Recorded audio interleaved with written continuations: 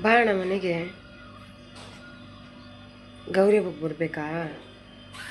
ನಾನು ಬರ್ಬೋದಾ ಅಣ್ಣ ನಿಮ್ಮ ಮನೆಗೆ? ನಾನು ರೀಲ್ಸ್ ಮಾಡ್ತಾ ಇದ್ದೀನಲ್ಲ, ನಿಮ್ಮ ಮಾನ ಮರಿದು ಹೋಗಲ್ವಾ? ಹೆಂಗೆ ಗೊತ್ತು ಅಂತ ಗೊತ್ತಾಯ್ತಾ? ನಾನು ಹಾಫ್ ಆನ್ ಅವರ್ ಮುಂಚೆ ಬಂದಿದ್ರೆ ನನ್ನ ಹತ್ರನೇ ಹೇಳ್ಬೋದಾಗಿತ್ತಲ್ಲ ಅಣ್ಣ ನೀನು. ಯಾಕಣ್ಣ ಅಕ್ಕನ ಹತ್ರ ಹೇಳಿದೆ? ನೀನೇ ಡೈರೆಕ್ಟಾಗಿ ನನ್ನ ಹತ್ರ ಹೇಳ್ಬೋದಾಗಿತ್ತಲ್ಲ, ನೀನು ರೀಲ್ಸ್ ಮಾಡೋದ್ರಿಂದ ನೀನು ನನ್ನ ಮಾನ ಮರಿದೆಲ್ಲ ಹೋಗ್ತೈತೆ ಅಂತ ಕೇಳ್ಬೋದಾಗಿತ್ತಲ್ಲ. ಚಂದ್ರಿ ಯಾಕೆ ರೀಲ್ಸ್ ಮಾಡ್ತಿದ್ದೆ ಅಂತ ನೀನು ನನ್ನ ಹತ್ರನೇ ಕೇಳ್ಬೋದಾಗಿತ್ತಲ್ಲ, ಯಾಕಣ್ಣ ಅಕ್ಕನ ಹತ್ರ ಹೇಳ್ದೆ? ಹೌದು ಅಣ್ಣ, ಕೆಲ್ಸಕ್ಕೆ ಹೋಯ್ತೀವಿ ಗಂಡ ಹೆಂಡ್ತಿ ಇಬ್ಬರು. ತಿಂಗಳಾದ ಸಂಬಳ ಬರುತ್ತೆ. 15 ದಿನ ಕುಡಿತಾನೆ, 15 ದಿನ ಹಾಸ್ಪಿಟ್ಲಿಗೆ ಹೋಗ್ತಾನೆ. ಹೋದ್ರೆ ಗೌರ್ಮೆಂಟ್ ಹಾಸ್ಪಿಟ್ಲಿಗೆ ಹೋಗಲ್ಲ, ಪ್ರೈವೇಟ್ ಹಾಸ್ಪಿಟ್ಲಿಗೆ ಮಾತ್ರನೇ ಹೋಗ್ತಾನೆ.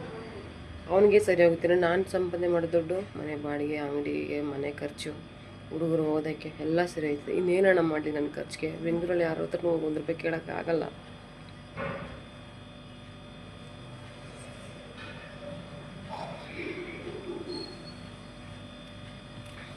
ಏನೋ ಈಗ ರೀಲ್ಸ್ ಮಾಡಿ ಸರಿ ಫಾಲೋವರ್ಸ್ ಬಂದು ಒಂದು ಯೂಟ್ಯೂಬಲ್ಲಿ ಚಾನಲ್ ಮಾಡಿ ಓಪನ್ ಮಾಡಿ ಅದರಿಂದ ಬರೋ ದುಡ್ಡು ನಾನು ಹೆಲ್ತ್ ಇಶ್ಯೂಗಾದರೂ ಇಲ್ಲ ಏನೋ ಒಂದು ಎಮರ್ಜೆನ್ಸಿಗೆ ಆಗುತ್ತೆ ಅಂತಾನೆ ಅಣ್ಣ ರೀಲ್ಸ್ ಮಾಡುತ್ತೆ ಇದನ್ನು ಹೊರತು ನಾನು ಕೆಟ್ಟ ದಾರಿ ಹೋಗಬೇಕು ಅಂತ ಮಾಡ್ತಿಲ್ಲ ಅಣ್ಣ.